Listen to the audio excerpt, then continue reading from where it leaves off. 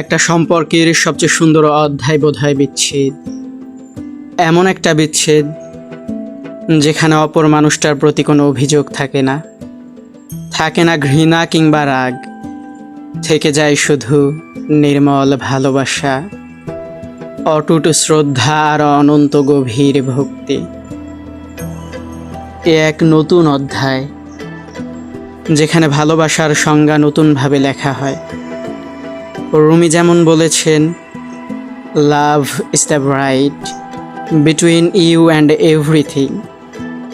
বিচ্ছেদ সেই সেতুটিকে ভেঙে দেয় না, বরং তাকে রূপান্তরিত করে এক অদৃশ্য বন্ধনে, যা আরও শক্তিশালী, আরও পবিত্র, যেখানে প্রত্যাশার ভার থাকে না, কেবল থাকে অপরজনের ভালো থাকার নিঃস্বার্থ কামনা।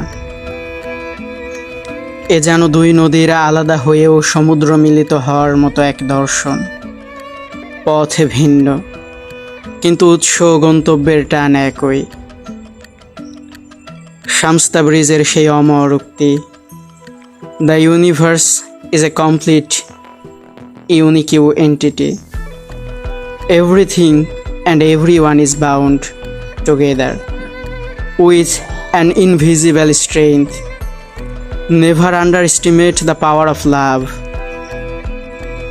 বিচ্ছেদ এই অদৃশ্য সুতোটিকে ছিন্ন করে না, বরং প্রমাণ করে কিছু বন্ধন ক্ষণস্থায়ী সম্পর্কের চেয়েও গভীর হয়। যখন দুজন মানুষ আলাদা হয়েও পরস্পরের প্রতি সম্মান বজায় রাখে, তখন সেই বিচ্ছেদ হয়ে ওঠে এক মহৎ শিক্ষা। এখানে কোনো তিক্ততা নেই, কেবল আছে নীরব কৃতজ্ঞতা।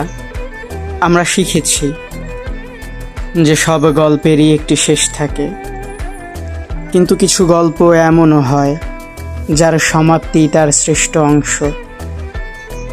এখানে স্মৃতির পাতাগুলো অমলিন থাকে, কারণ তাদের ওপর অভিযোগের কালি পড়ে না। এই বিচ্ছেদ তাই ভালোবাসার এক নতুন মাত্রা, যেখানে মুক্তি আর সম্মান হাতে হাত ধরে চলে। লেখার নাম বিচ্ছেদ, কলম ও কণ্ঠে আফনান।